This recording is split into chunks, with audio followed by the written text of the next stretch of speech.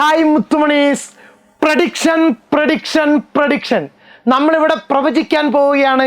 വരാൻ പോകുന്ന മലയാളം പരീക്ഷയ്ക്ക് ചോദിക്കാൻ സാധ്യതയുള്ള ആ പ്രധാനപ്പെട്ട ചോദ്യങ്ങൾ.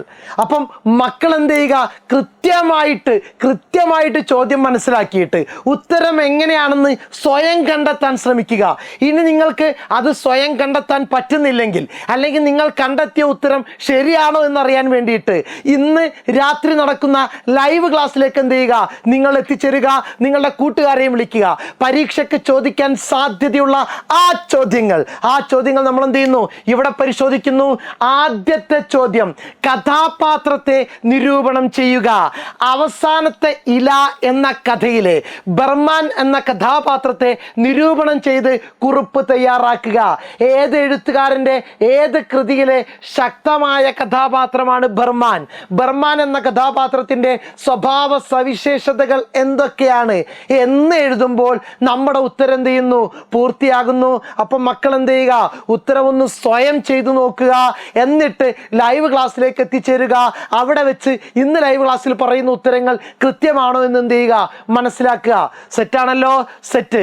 ദെൻ നെക്സ്റ്റ്, താരതമ്യക്കുറിപ്പ് തയ്യാറാക്കുക. നമുക്കൊരു കവിത തരും, നമ്മൾ പഠിച്ച പാഠഭാഗം ഉണ്ടാകും. രണ്ടിനെയും താരതമ്യം ചെയ്യാനുള്ള ചോദ്യമാണ്. തന്നിരിക്കുന്ന കുറിപ്പ് നോക്കിക്കേ. ഐക്യമത്യം. ഉണക്കച്ചുള്ളിയൊന്നായി ഒന്നിച്ചൊരു കെട്ടായാൽ അതിനാൽ ആദ്യം എല്ലാവരും ഒടിക്കാമേതുബാലനും ആനക്കും സാധ്യമായിട ഐക്യമത്യം മഹാബലം. ഉണക്കച്ചുള്ളിയാകുവിൻ, അത്തൽ വിട്ടിട്ടൊരേ കെട്ടിൽ അമർന്നോർത്ത് കിടക്കുവിൻ മഹാവാക്യം മഹാത്ഭുതം. ഉണക്കച്ചുള്ളി ആകുവാൻ വേണ്ടിയിട്ടുള്ള ആരുടെ നിർദ്ദേശമാണ്? കടമ്മനിട്ട രാമകൃഷ്ണന്റെ കവിതയാണ് ഇവിടെ പറയുന്നത്.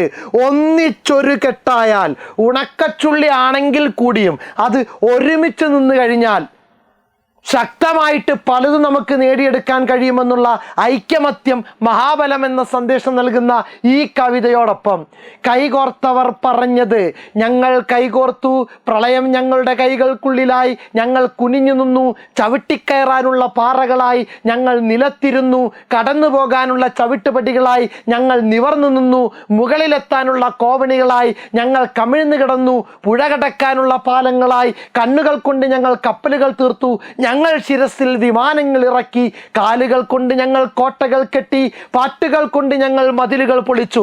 ഇങ്ങനെ ഒത്തൊരുമിച്ച് നമ്മൾ നേടിയിട്ടുള്ള വിജയങ്ങളെക്കുറിച്ച് സച്ചിദാനന്ദൻ പ്രളയാവസാനം എന്ന പാഠഭാഗത്ത്, കൈകോർത്തവർ പറഞ്ഞത് എന്ന പാഠഭാഗത്ത് നമ്മളെ പരിചയപ്പെടുത്തിയിട്ടുണ്ട്. ഓർമ്മിക്കുന്നില്ലേ? ഇത് രണ്ടിനെയും ഒരുമിച്ച് നിന്നാൽ കിട്ടുന്ന കഴിവിനെ താരതമ്യം ചെയ്ത് എന്ത് ചെയ്യുക, നമ്മൾ കുറിപ്പ് തയ്യാറാക്കുക. ആദ്യം തന്ന കവിതയെ ആദ്യം വിശദീകരിക്കുക, രണ്ടാമത് ഈ കവിതയെ വിശദീകരിക്കുക. നമ്മുടെ ഉത്തരം നമ്മുടേതായിട്ടുള്ള ഒരു അഭിപ്രായം കൂടി കൂട്ടിച്ചേർക്കുക. ഉത്തരം സെറ്റാണ്. റെഡിയാണല്ലോ? ഉത്തരം അറിയാത്തവർ ലൈവ് ക്ലാസ്സിലേക്ക് എത്തിച്ചേരുക. ദെൻ അതെന്നെ പറയുന്നത്, ഐക്യമത്യം എന്ന കവിതയെ പാഠഭാഗത്തിൻ്റെ ആശയവുമായി താരതമ്യം ചെയ്ത് കുറിപ്പ് തയ്യാറാക്കുക. ഇപ്പോഴാണ് നമ്മുടെ ചോദ്യം പൂർണ്ണമാകുന്നത്. കത്തയക്കുക. കത്ത് തയ്യാറാക്കുന്ന സ്ട്രക്ചർ നിങ്ങൾ പഠിച്ചിട്ടുണ്ടല്ലോ. പൊന്മാനുകളെ പട്ടിണിയിലേക്ക് നയിച്ച പരിസ്ഥിതി പ്രശ്നങ്ങളുടെ കാരണങ്ങൾ പൊതുജന ശ്രദ്ധയിൽ കൊണ്ടുവരുന്നതിനായി പത്രാധിപർക്ക് കത്തെഴുതി അയക്കാം.